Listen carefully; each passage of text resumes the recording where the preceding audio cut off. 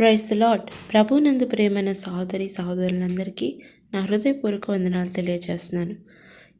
అందరు బాగున్నారా? మీ అందరూ బాగుండాలని నా అనుదిన ప్రార్థనలో నేను జ్ఞాపకం చేసుకుంటున్నాను. మీ యొక్క ప్రార్థన విన్నపములను కామెంట్ రూపంలో తెలియజేయగలరు. ఈరోజు మీ కొరకు దేవుని వాగ్దానం, కీర్తనలు 121:2. యెహోవా వలననే నాకు సహాయము కలుగును, ఆయన భూమి ఆకాశములను సృజించినవాడు. ప్రియ సహోదరి, ప్రియ సహోదరుడా, ఈరోజు కూడా దేవుడు మరొక అద్భుతమైన వాగ్దానంతో నీతో మాట్లాడుతున్నాడు. అదేమిటంటే, యెహోవా వలననే నాకు సహాయము కలుగును, ఆయన భూమి ఆకాశములను సృజించినవాడు అని ఆనాడు కీర్తనకారుడు ఈ మాట అన్నాడండి. అవునండి, అటువంటి నిరీక్షణ ఈరోజు నీకు నాకు మనందరికీ ఉండాలి. అదేమిటంటే, యెహోవా వలననే నాకు సహాయం కలుగును అని. అవును, ఈరోజు సగటు మనిషిగా మనకి అనేకమైన ఆపదలు ఎటు నుంచి వస్తాయో మనకు తెలియదు. మన కుటుంబం నుంచి రావచ్చు, ఉద్యోగపరంగా లోకంలో అనేక మంది ద్వారా మనకి శోధనలు, సమస్యలు, అపాయాలు రావచ్చు.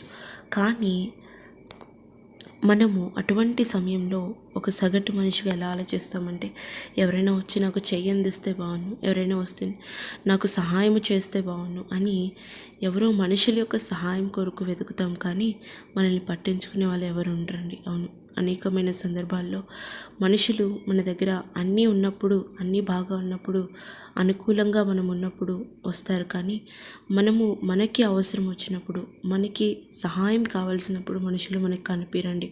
కానీ మన దేవుడైన యేసయ్య అలాంటి వాడు కాదు. ఆయన నమ్ముకొనదగిన దేవుడు. ఆయన ఆపత్కాలమందు నమ్ముకున్న దేవుడు అండి. ఈరోజు ప్రియ సహోదరి, ప్రియ సహోదరుడా, నువ్వు మనుషుల యొక్క సహాయం కోసం చూస్తున్నావా?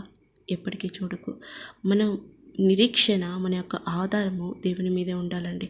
మనం ఎటువంటి అపాయంలో ఉన్నా, ప్రాణాకరమైన, మరణకరమైన, అనంతకమైన పరిస్థితులు మనం ఉన్నా కూడా చివరి నిమిషం వరకు మనం దేవుడి మీద నిరీక్షణ కలిగి ఉండాలి. అవును, అన్నాడు కీర్తనకారుడు. అందుకే అన్నాడు, దేవుడు మనకి ఆశ్రయమును దుర్గమునై ఉన్నాడు, ఆపత్కాలంలో ఆయన నమ్ముకొనదగిన సహాయకుడు అని. అవునండి, మనం ఆరాధిస్తున్న దేవుడు, మనం పూజిస్తున్న దేవుడు ఆపత్కాలంలో నమ్ముకొనదగిన దేవుడు అండి. మన దేవుడు ఎంతైనా నమ్ముకునేవాడు. ఆయన నరుడు ఏమాత్రం కాదు. ఆయన మాట ఇచ్చి తప్పే నరుడు ఏమాత్రం కాదండి. ఈరోజు మనుషులు నీకు సహాయము చేస్తానని మాట ఇచ్చి నీకు వెళ్ళిపోవచ్చు. నీకు అవసరమైనప్పుడు వాడు కనిపించకుండా పోవచ్చు. కానీ మన దేవుడు ఆపత్కాలంలో నమ్ముకున్న దేవుడు అండి.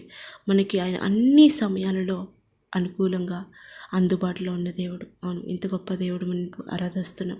ఈరోజు అనేక మంది మనుషుల యొక్క సహాయం కోసం ఎదురు చూస్తూ, ఎవరు నాకు సహాయం చేయలేదే, వాళ్ళు నా కోసం రాలేదే అని బాధపడుతూ వాళ్ళ యొక్క జీవితాన్ని ఆ సమస్యల మీద సమస్యలతో కృంగిపోతూ ఉన్నారు. ఈరోజు ప్రియ సహోదరి, ప్రియ సహోదరుడా, నువ్వు అటువంటి పరిస్థితుల్లో ఉన్నావా?